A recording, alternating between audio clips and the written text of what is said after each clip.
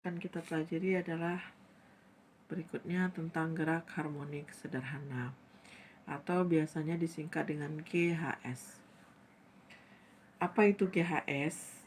GHS adalah gerak bolak-balik secara teratur melalui titik kesetimbangannya dengan banyaknya getaran tiap sekon selalu sama atau konstan. Contohnya apa? Contohnya adalah gerak sebuah bandul. Bagaimana bandul itu? Bandul itu seperti ini. Tali kita ikatkan dengan sebuah benda. Kemudian benda ini kita tarik dengan simpangan tertentu. Apa yang terjadi pada benda ini atau bandul ini? Bandul ini akan bergerak ke sini, kemudian balik ke sini, kemudian dia balik ke sini, kemudian dia balik lagi. Nah, dilakukan secara periodik atau secara berulang-ulang. Maka itu yang disebut dengan gerak harmonik sederhana. Sebelum kita lanjut, kita harus tahu dulu apa saja besaran-besaran gerak harmonik sederhana itu. Besaran yang pertama adalah simpangan. Apa itu simpangan?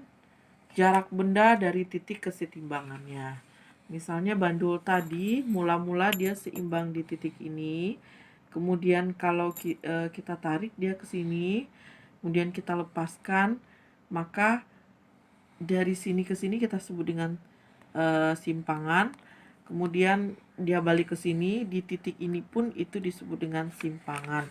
Berarti simpangan itu adalah jarak benda dari titik seimbangnya. Nah, gerak harmonik yang lainnya misalnya sebuah pegas. Pegas kalau kita tarik ke bawah, kemudian kita lepaskan tarikan kita, apa yang terjadi pada pegas? Pegas akan bergerak naik dan turun. Nah, apa itu yang titik setimbangannya? Titik kesetimbangannya adalah titik di mana dia stabil. Artinya sebelum kita tarik tadi dia berada pada posisi ini. Kemudian setelah kita tarik dia akan naik turun kembali.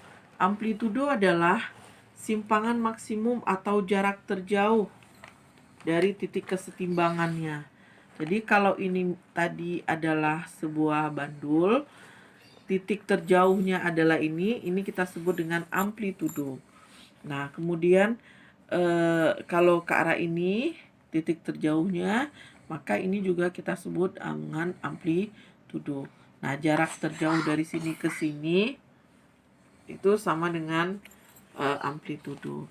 Kalau pada pegas juga jarak terjauhnya adalah ketika kita tarik ke sini itu adalah amplitudonya.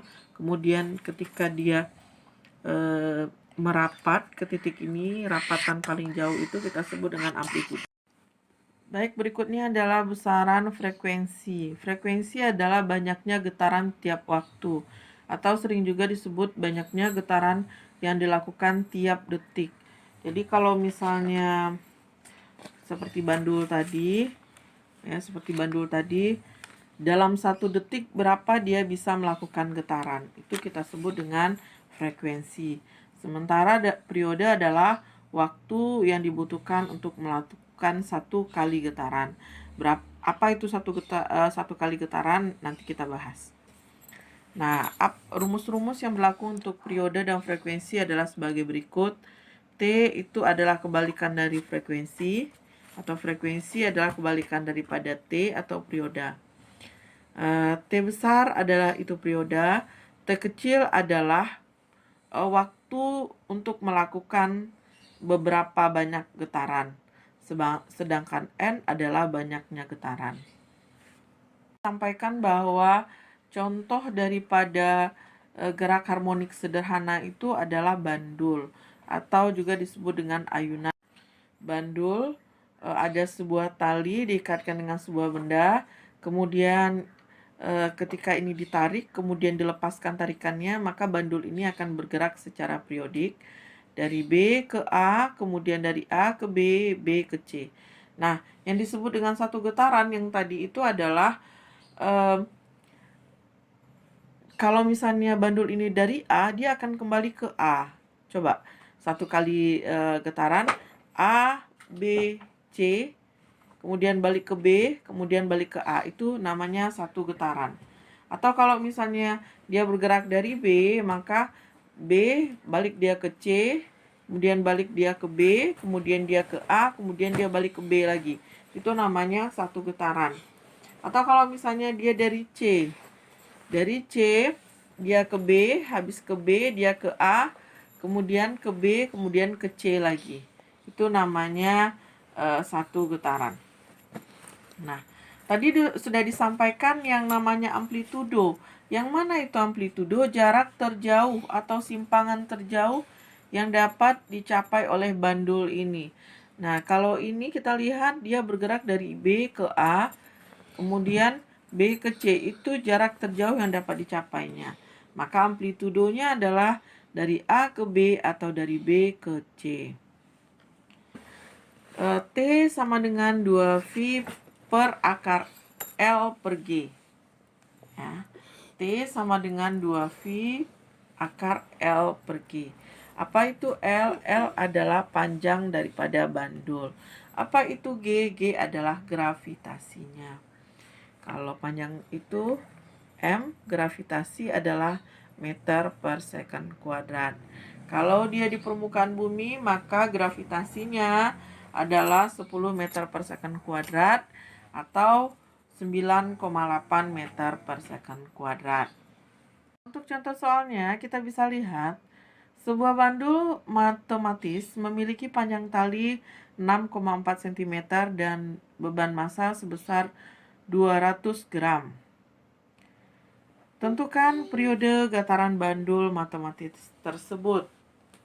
Kita bisa bikin memiliki panjang tali. Panjang tadi kita lambangkan dengan L. L adalah 64 cm. Maka kita harus ubah dalam meter. Kemudian gravitasi 10 meter per second kuadrat. Nah, kemudian beban massa. Massa itu bisa kita lambangkan dengan 20 gram ya, 200 gram. M sama dengan 200 gram. Sebenarnya ini tidak dibutuhkan karena nanti untuk mencari periode rumusnya cuma T sama dengan 2V akar L per G. Seperti ini tadinya. Ya, seperti ini. Nah, mudah-mudahan bisa Anda pahami.